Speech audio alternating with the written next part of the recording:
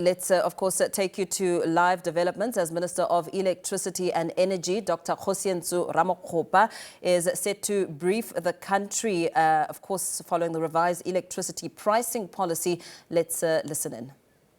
I'd like to now invite the Minister to take the podium and kick off the briefing session. Thanks.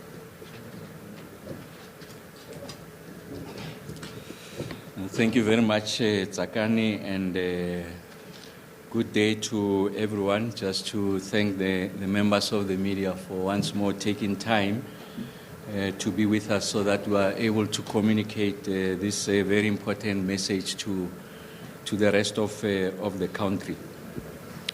Maybe as a bit of background, we had set ourselves to address three major challenges that were confronting the country. The first one was the elimination of load shedding. As you know, that it got to be characterized as an existential challenge to the South African economy. We know that it has been decimating industries, undermining the ability of small, medium entrepreneurs to be able to find their feet. It has also been disrupting the lived experiences of our people in general, and disrupting the orderly existence at the household level. Of course, the results are there for everyone to see. On the back of the Energy Action Plan, we have been able to ensure that we are able to turn the corner. And I'm confident that we are going to maintain this momentum going into the future, and we'll speak of load shedding in past tense. And then the second question that got to confront us once we had successfully dealt with the challenge of the deficit in the aggregate supply versus the aggregate demand, what we refer to as load shedding, was the issue of load reduction. There are parts of the country, in particular villages, townships and informal settlements, really areas that are populated by the less affluent, the vulnerable, and the destitute, that were subjected to consistent interruption of electricity supply, the morning and evening peak. And in their own lived experience, there's no difference between load shedding and load reduction. And this experience was across the country in all the 9 provinces. I stood here before the country and made the commitment that we are going to end load reduction and unveil the plan on the elimination of load reduction. I did make the point that in terms of that comprehensive plan, we should have ended load reduction in 7 of the 9 provinces. We had set ourselves a target of October, and the remaining 2 provinces, namely Gauteng and KwaZulu-Natal, we had set ourselves a target of the first quarter of 2027, which is by no later than March 2027. I'm happy to say that we have exceeded our expectations, that we have eliminated load reduction in 7 of the 9 provinces, well ahead of time. I think we just completed the 7th one, which is the Eastern Cape, I think last week, Thursday, ahead of our October schedule. We remain on course with regards to the 2 provinces, and thanks to the work and the effort we are receiving, or rather the support we are receiving from the respective premiers in the 2 provinces, namely Premier Ntuli in KwaZulu-Natal and Premier Panyaza Lesufi in Gauteng. I'm confident that we should deliver ahead of our expectation. In this regard, I'll come back to the country just to share with you what has been our findings, our experiences, and how we want to avert load reduction going forward. So that's an opportunity that will come in the future. The third priority we had set for ourselves was to attend to the exponential increase in electricity tariffs. So we know that over a period stretching back to 2007, electricity tariffs have increased by about 907%. And in the corresponding period, inflation has increased by about 150%. So you can see that the cost of electricity, the price of electricity is undermining the competitiveness of our industries is eroding the disposable income of households. And for those of you who are in the know, you'll know that household consumption constitutes about 60% of the South Africa's economy. So it's in our interest to resolve this question of the cost of electricity. And today I come before the country to introduce measures to address the cost of electricity. I must indicate that these measures will be put out to public comment so that they were able to benefit from the multiplicity and diversity of views that exist in the public to enrich the core proposals that we are presenting before you. I'm happy to also announce that these are recommendations and proposals that we are taking out into the public domain, having received the full support of Cabinet. So this is the position of Cabinet in relation to our quest to address the cost of electricity. So we know that the last time that we stood before you and introduced the electricity pricing policy is about 2008. So this is 17 years ago. That's the last time that we were able to engage with the issue of electricity pricing policy. A number of things have changed since that period, and that it is a trigger to why we are presenting this set of proposals before you. Amongst the many changes that have happened over that period is the changing profile of consumption at the household level and also at industry level. We know that households, including the poor, their consumption patterns have changed. People could be in an informal settlement, living in a shack as a primary dwelling. We know most of them have got access to, they've got a fridge installed. Almost everyone in the house has got a cell phone.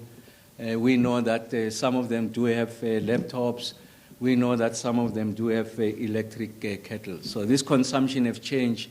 So if you had to juxtapose a poor household today versus the one that this policy was designed in 2008, you'll see that the consumption profile has changed.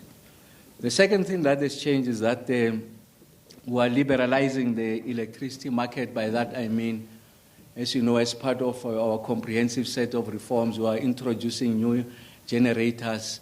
We are going to allow for bilateral, someone who's a generator to enter into an agreement with someone who's an off-taker. So Eskom is no more that monopoly that we have come to understand. So hitherto, Eskom has been a monopoly, if you like, a dominant actor in the space. So we are dealing a decisive blow to that monopoly by introducing competition.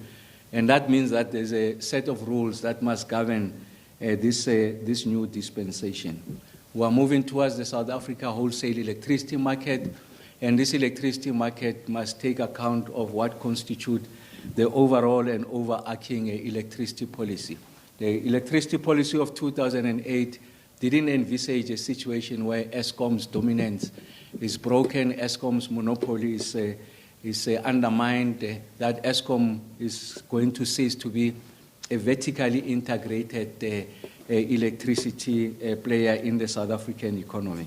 And I've mentioned that over this span of period, electricity has increased exponentially by 907%. So it's important that we address this. It is also important because the 7th administration has set itself 3 priority areas. So the first one is the creation of jobs and growing the South African economy. The second one is to reduce poverty and address the cost of living. And the third one is about putting together an ethical, capable, and developmental state. Now, 2 of the 3 priorities, creating jobs and ensuring that the economy grows, ensuring that we address poverty and reduce the cost of living, they rely in large part on the cost of electricity. So if we don't address the cost of electricity, what the president would have announced is a pie in the sky. We are unlikely going to grow this economy because our industries will be uncompetitive. So it is this background that it is important for us to be able to have an appreciation of why we are here today. What does the electricity pricing policy seek to do? So we want to establish what we call the tariff path. So we want everyone to have some degree of certainty on what will be the cost of electricity, not just today, tomorrow, not only in 3 years' time or 5 years' time. We want to create a 10-year horizon. And it is for this reason that as part of this electricity pricing policy, NERSA will be required to publish a 10-year price forecast. This is important because for heavy industries, when people want to make significant investments in the South African economy and they're investing in a sector that relies on electricity, they want to compute their return on investment. And if electricity is a big part of the input cost, you need to have an appreciation of what the price path looks like. A price path of 1 year, 2 years does not introduce certainty, and therefore it risks that investment. And that's why we say it has to be a price forecast over a period of 10 years. And in that period, the investors, industry players will have an appreciation of what are likely going to be the return on their investments. What we're also doing with the pricing policy is to provide a framework for transparent and efficient cost-reflective tariff. And I'll expand on what I mean by that, so that there are no hidden costs in what you are paying as an electricity tariff. And we say that it must be transparent. We'll talk to the transparent nature of what the policy is proposing. And once this policy is then adopted, it's going to guide the work of NERSA as the regulator, Eskom as a dominant player in the electricity value chain, municipalities downstream because they are distributors, and all other actors in the electricity ecosystem, as I've mentioned before, that we have liberalized the market, we have invited new entrants, and they are generating on their own. There are traders that are coming into the space, and also there are bilaterals, off-takers are entering into bilateral arrangements outside the realm of Eskom for the supply of electricity. So this policy extends just beyond what has been the traditional ecosystem of electricity in the country, because that was really Eskom heavy and municipality predisposed. Now we're going to cover everyone in that space. And also what is important about this electricity pricing policy is that it strengthens what we call social protections. So what the support we are providing to the poor, the indigent, the vulnerable, so we're able to articulate in the most comprehensive fashion what are this kind of support that we are providing to these vulnerable communities. I'll reflect on just 4 broad areas that they underpin the electricity pricing policy. The first principle is that of ensuring that there's efficiency-based pricing. How are we going to achieve that? We are going to ensure that the municipal bill, the Eskom bill that you receive, you could be industry, you can be a household, is in fact unbundled. When I say unbundled, so in that bill that you are receiving, it must be able to itemize how the municipality or Eskom has arrived at that which they say you owe the municipality or you owe Eskom. So by that I mean it's going to show what are the energy costs, what are the costs associated with converting, for an example, coal into electricity. So the cost associated with generation at an Eskom plant or a solar PV. It must also show you what are the network charges. So electricity is generated, converting coal into electricity, and then is transported to your house.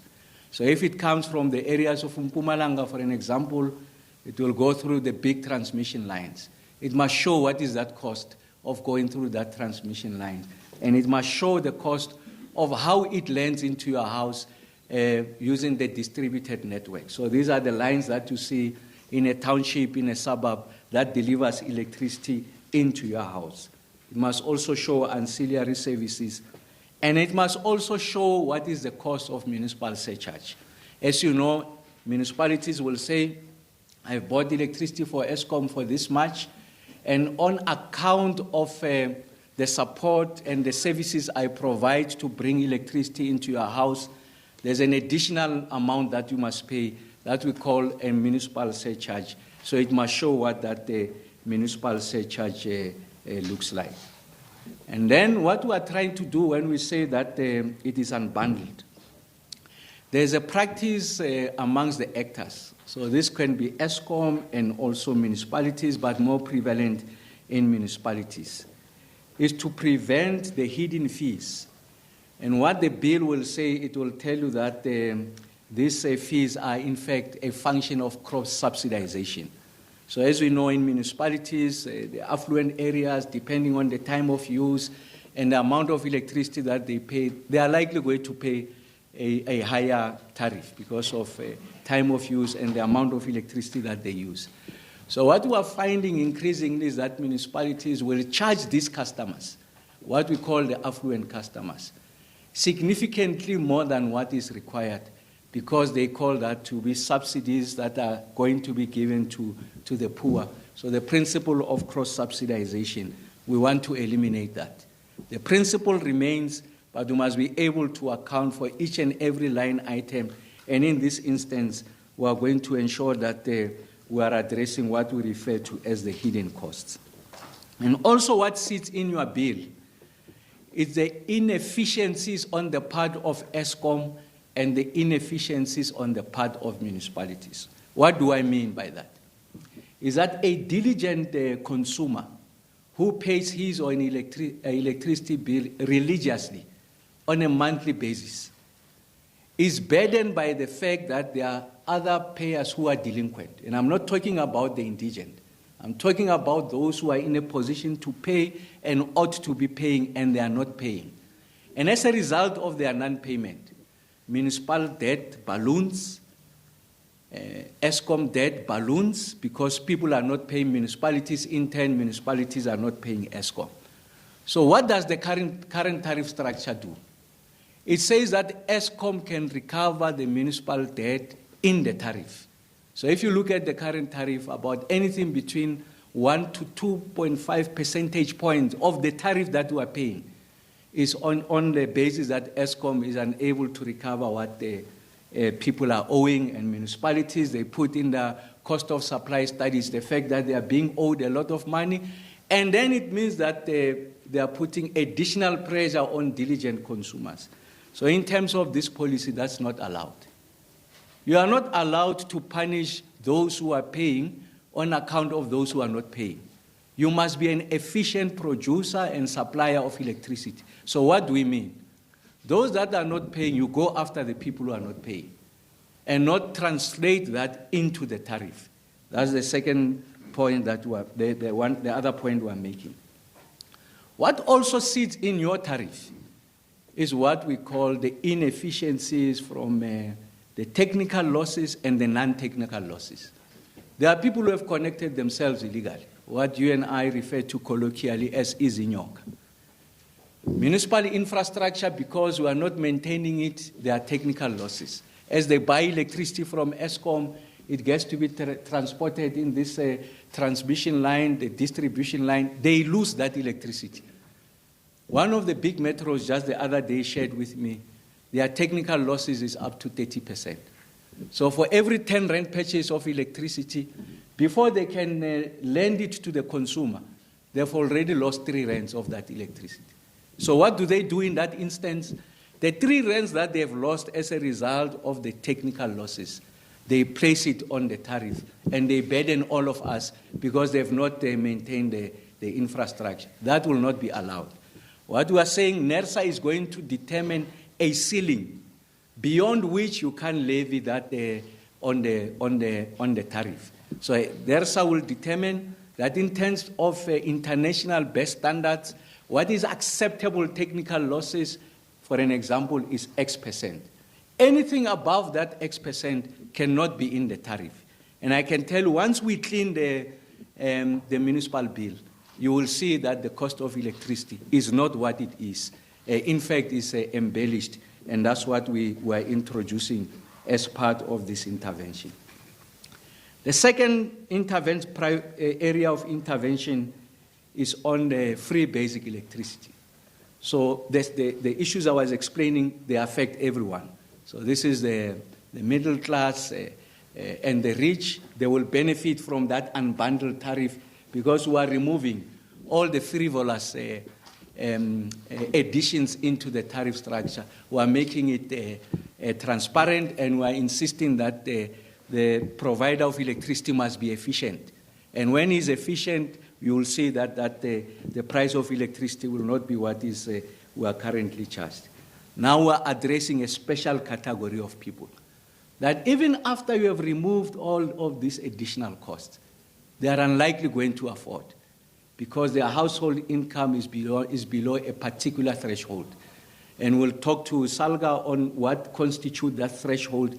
But once you are qualifying, so the total amount of household income is below that threshold. I know in some municipalities it's about 3,500. We'll redetermine what that threshold is. We are proposing the following. First is that we introduced a free basic allocation of 50 kilowatt hour about 23 years ago. And I just shared with you that the profile of consumption has changed. That the poor, as we understood them previously, has changed significantly to today. That even under conditions of difficulty and strain, they've got a television set, they've got a cell phone, they've got a fridge, they've got an electric kettle, they've got the television like I've mentioned. And that was not in our earlier computation of about 2001 or so, when we put together the free basic dispensation. We say on account of that, there's a basis for us to increase the free basic allocation. And we are putting in the policy that it will be within a range of 200 kilowatt hour to 300 kilowatt hour per month, per household that qualifies. So we're moving from 50 to 200 or up to 300. So we're increasing it by anything between 4 and 6 times of what is the allocation today. But this is important, what I'm about to mention. We're asking no cent, additional cent from National Treasury. It's important that I make that point. That within the existing framework of FEB allocation, which is 21 billion rands per annum, that is sufficient for us to deliver on this promise. Because we are introducing efficiencies, we are going to address leakage, but more significantly is the sources of energy that we'll use to ensure that we deliver this energy to the end consumer that is qualifying. I'll use an existing example. We have unveiled we are doing microgrids, but one of the most exemplary ones is in Musina, that the villages of Mavete and Madimbo were over a year, close to a year, running that program, where it's a combination of solar and battery. We're able to deliver electricity to those communities exceptionally cheaper because the primary source of energy is the sun. We store that electricity. We're able to deliver to them. So this envelope of 21 billion rands will be used in part to expand the sources of energy generation. And in this way, we'll be able to meet this ambition of increasing this allocation by anything 4 to 6 times of what the situation is at the current moment. We're also going to modernize free basic electricity administration. So now you go to communities. They tell you that I'm qualifying, but the municipality has not registered me. The municipality gets that allocation through the division of revenue, part of the 21 billion.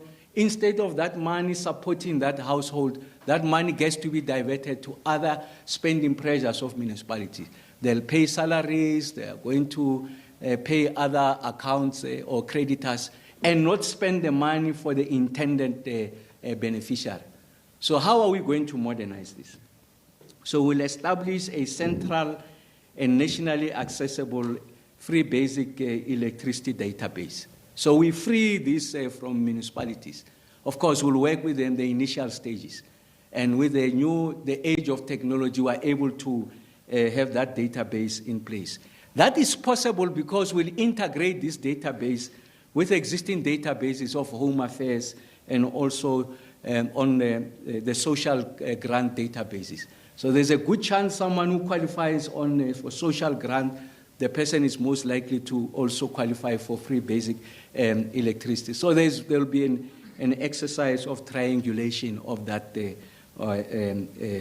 beneficiary. And then we'll also introduce an automated annual verification. So what is one of the stumbling blocks in municipalities? the exercise is both onerous and expensive, in that you must update the database almost on an annual basis.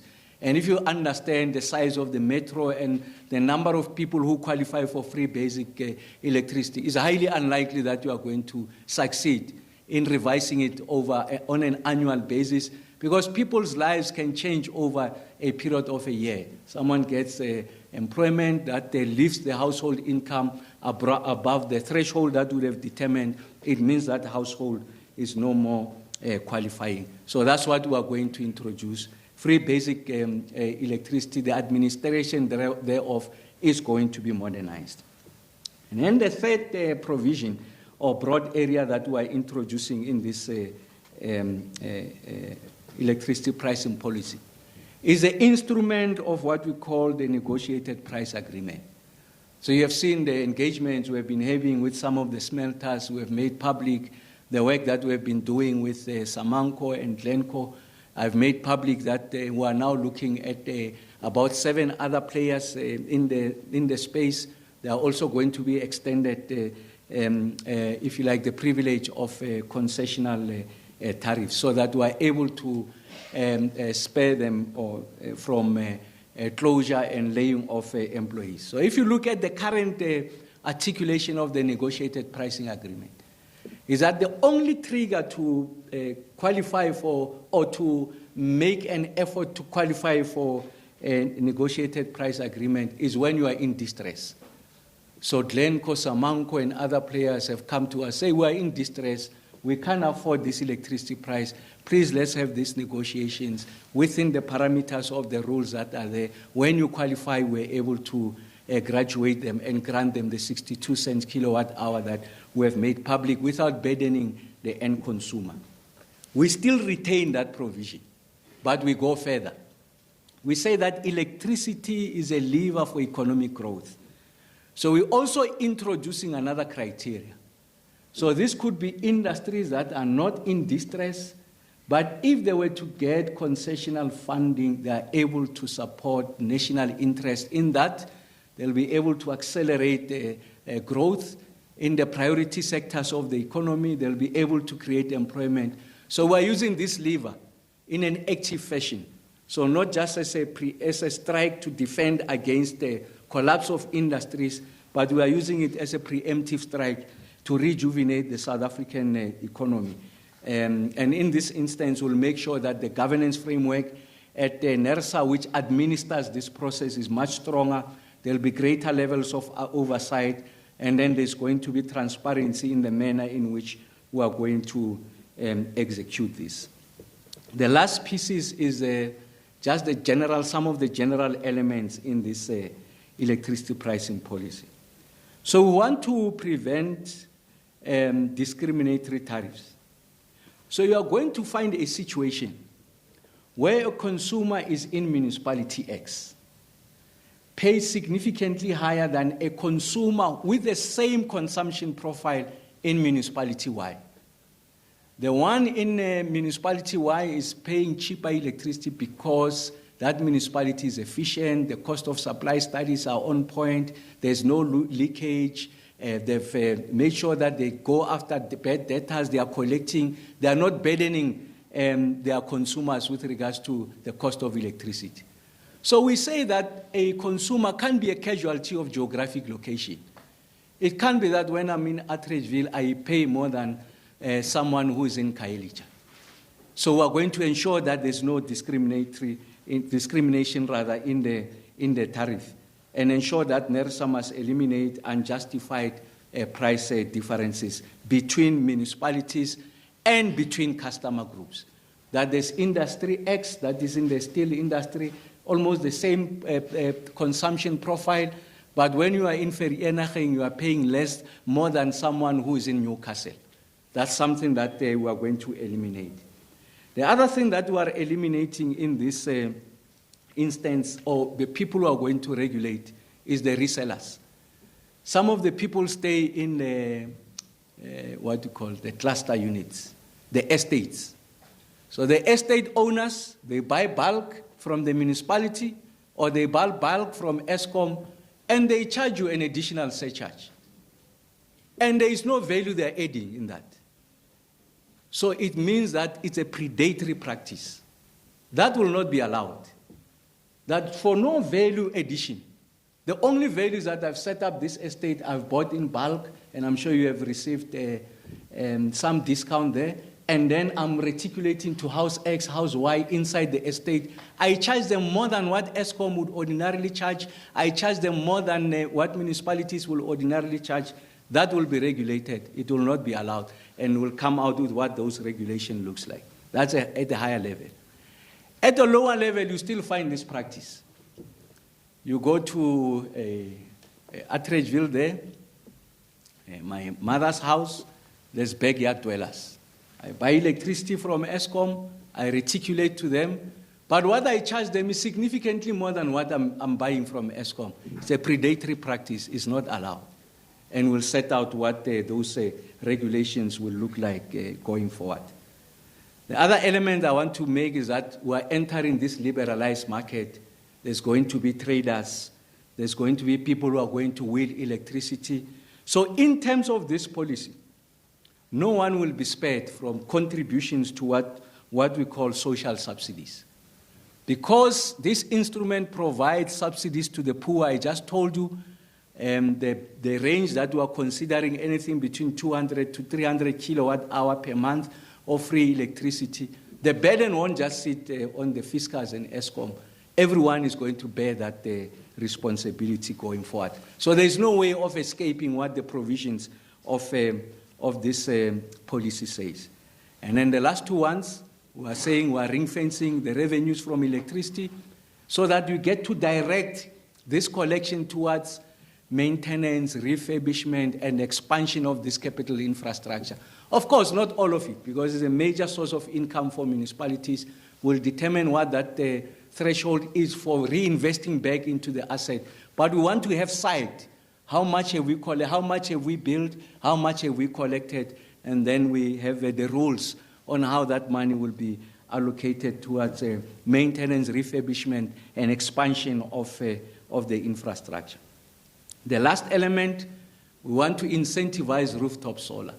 Remember, as part of our energy action plan, we said, proceed and do your rooftop solar. So what we are doing now is an export net billing. So when you produce excess electricity, you are bringing it into the grid. There will not be a physical exchange of money, transfer of money, but you get to be credited into your account. So during this period, I gave you this amount of electricity, and then I consumed this amount, but what I gave you is more than what I consumed. For that amount that is in excess of what we have consumed, relative to what you have given us, we credit you. Of course, it's a complicated computation because it's a function of the time of use. You can't give me excess electricity now during the day and then consume more substantial amount of it during peak and still expect the same amount of credit. We'll define it in the computation. So what is the long and short of this?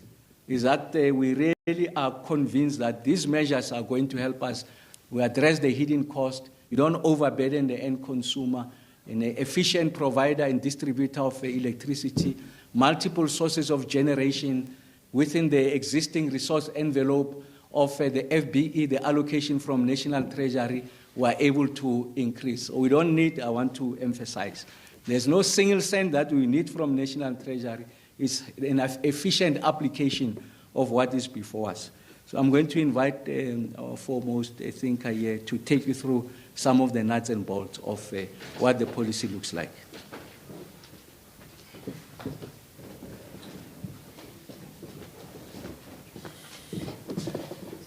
Thank you, Minister. Good afternoon to all the media houses, ladies and gentlemen.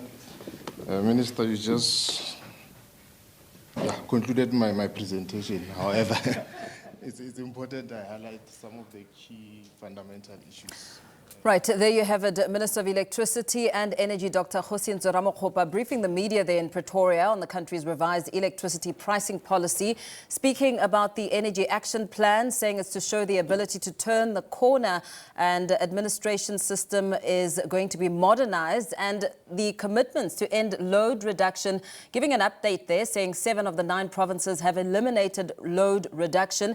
It's just Gauteng and KZN which have a target of the first quarter of 2027 being no later than March 2027.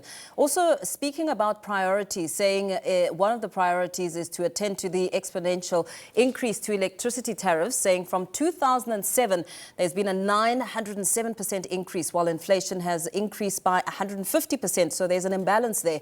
Speaking to the measures that will be introduced and out for public comment, and saying that it's a position of cabinet in efforts to address the cost of electricity, saying that this is an area which was last engaged on when it comes to the pricing policy in 2008, and saying that the changes that are being announced are motivated by consumer consumption and profile needs, and that Eskom is no longer a monopoly by introducing competition, and speaking of generators and other inclusive factors. Listing some 7th administration goals being creating jobs, ensuring the economy grows, addressing poverty and reducing electricity, saying those commitments are mainly driven by the cost of electricity. And some of the pricing policy changes will ensure there are no hidden costs, introducing a greater depth of transparency, ensuring cost breakdowns in the municipal bill, like showing energy costs, and also speaking to NERSA, saying they'll be required to publish a 10-year electricity plan to ensure that businesses are able to assess their return on investment, to introduce some sort of certainty where there's no discrimination based on consumption profile. So some of the highlights coming out of that address.